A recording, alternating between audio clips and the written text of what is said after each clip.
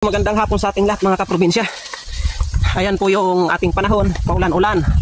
Tapos ngayon kukunin natin mga kaprobinsya yung isa pang pugad ng Bengala dahil napakarami na siguro ng itlog noon. Hindi ko lang ginagalaw mga kaprobinsya kasi sayang naman kapag kinuha natin, konti pa lang yung itlog.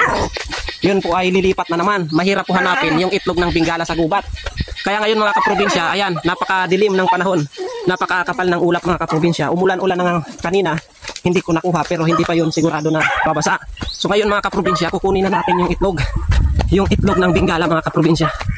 So baka mabasa, lumakas yung ulan, mabasa o kainin ng aso. Kaya sayang naman mga kaprobinsya.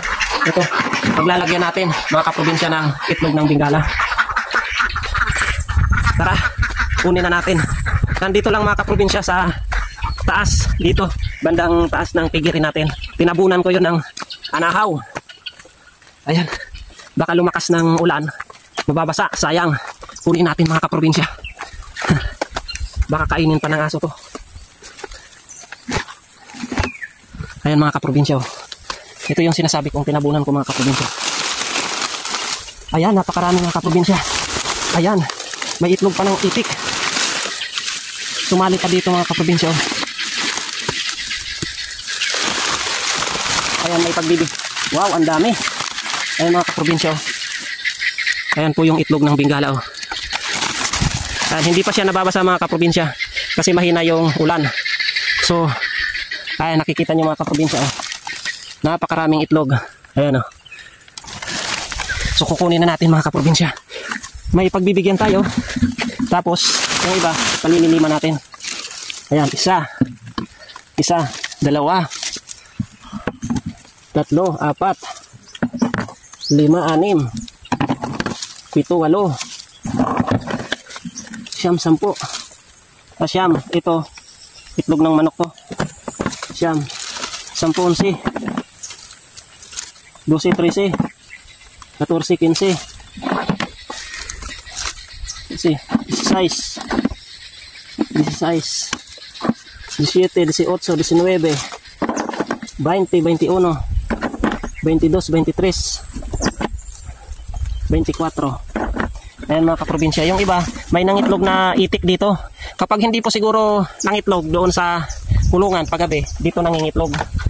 Ayan mga kaprobinsya, ginawa na natin. Sayang naman kapag mabasa pa. Sayang mga kaprobinsya.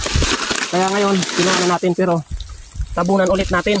Baka sakaling bumalik dito, pero hindi na yun, hindi na babalik yun sigurado. Lilipat na yan. Pero baka yung itik dyan pa rin mangitlog. Ayan, oh. Ayan yung itlog niya. So hanap tayo ng palililiman. Tapos may pagbibigyan tayo ng itlog. Para makapagpalilim na siya din. Para magkaroon sila ng Bengala kasi gusto niya magkaroon ng Bengala rin eh. Sabi bibilhin pero ibibigay ko na lang.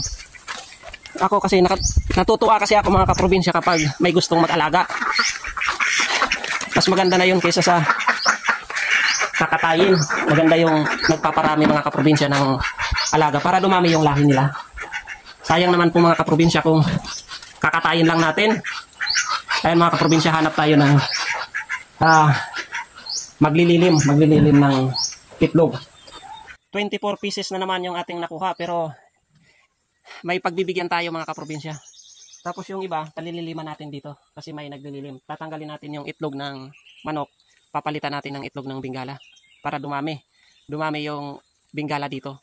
Kapag sobrang dami ng mga Bengala natin mga kaprobinsya, so ipamimigay natin sa gustong mag-alaga. Yung mag-alaga para paramihin, hindi mag-alaga tapos mga 5 pa lang katayin. Hindi po yung ganon. Dapat yung pagbibigyan natin, yung alam natin na mahilig talaga mag-alaga. Kasi gusto ko po mga kaprobinsya, dumami yung lahi nila. Tingnan nyo mga kaprobinsya yun, oh. Puting Bengala po mga kaprobinsya, ang ganda. Gandang tingnan. Ayan, oh. Bait niya. Nahawakan ko yun mga kaprobinsya. Napakabait. Hindi sila parang kate, yung parang malayas kung tawagin sa amin, mailap. Hindi siya mailap. Nahawakan ko siya mga kaprobinsya. Dito na lang muna mga kaprobinsya yung aking update. So peace out.